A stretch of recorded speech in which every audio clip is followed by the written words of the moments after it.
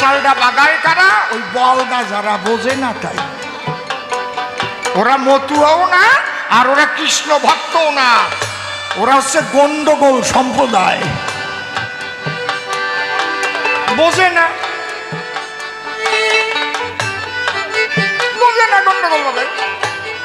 ও কৃষ্ণ ভক্তকে মধ্যেও যেমন আছে, আমাকে মতুয়াকে মধ্যেও সেরকম আছে, কোনোটারে আমি ছাড়বো না।